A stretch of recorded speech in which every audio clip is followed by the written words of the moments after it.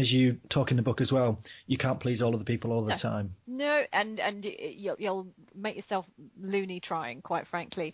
It's about that. The reason why you get yourself to that knowledge of here's my brand pyramid, here's the best version of me, is so that you have a sanity check to know that that is what you are going out there and selling. So the best example I can give is this: years ago when I was making these train journeys and working on my brand, I got myself to a final pyramid. I then, and this was in the extremely early days of my business back in 2008, after I knew what my own brand was, I emailed a whole load of people I'd worked with, my ex-CEO, some of my earliest clients, people who'd worked for me, and just asked for some feedback on my brand. And I got a bit of feedback from someone whose comment was, Jennifer, the thing about your brand is it's double espresso, but sometimes I'd wanted tea. Now, at the time I got this feedback, I'll be honest with you, wasn't exactly in the best frame of mind and got somewhat upset, thinking, oh my goodness, this person doesn't like me, and I've been too over the top, being described as double espresso, I've been too in your face, and I've obviously been too opinionated, and I didn't even know he wanted tea, so obviously I'm not good at listening, and I had a real crisis of confidence. And my initial thought, I'll be honest with you, was, oh my God, I need to become more tea. I need to tone things down, I need to be calmer, I need to be gentler, I need to listen more, and it was all, I need to change. But then I slept on it, and I woke up the next morning and I reread this email and I thought, hold on here a minute. I've spent a month on a train working out what my brand is. This person has called it double espresso. He's right. My brand is double espresso. It's quite full on. It's quite in your face. You know, if people see I always have bright red lipstick on, bright red nails. I have quite an expressive way of talking. I'm double espresso. It's not up to me to give this person tea at the same time. You wouldn't go into Starbucks and say, hey, could I have a double espresso and can you put it in with a mug of tea? No one wants to drink that.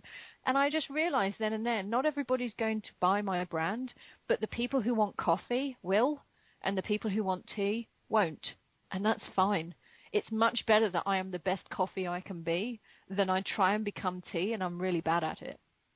Excellent point. And one of the VPs I used to work with when we were bidding for work, his philosophy was we either want to be first or we want to be last. So a lot of people aren't going to like what we're selling, which is great. Yeah. They're not for us. But a lot of people, they're going to love it.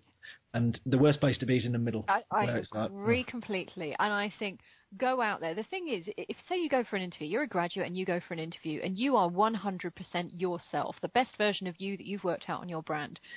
If you put that out there and you're saying, hey, here's what I'm selling, and you're very clear about it, you are giving people the information they need to decide if they're buying. The people who are on the same wavelength as you will read all the clues you're giving through how you sound, how you look, how you speak, everything, and they will love that and they will buy it. Some people will sit there, they'll read all the clues you're given and go, that is so not what I want. But that's fine, because do you know what? Even if you got the job, you were never really going to be happy working for that person because you're on an entirely different wavelength. So put your brand out there honestly and let the people who are looking for it find it. You know, that guy did me a huge favor saying to me, you're double espresso, because I use it as shorthand now. So when I recently redesigned my website, and in my head, it's always, is it double espresso? Is it double espresso? When I write a blog, am I being double espresso? When I buy an outfit, is it double espresso? And it's like, yeah, because I need to be consistent. If I think I'm veering into tea, I suddenly stop and think, oh no, hold on a minute, that's not my brand.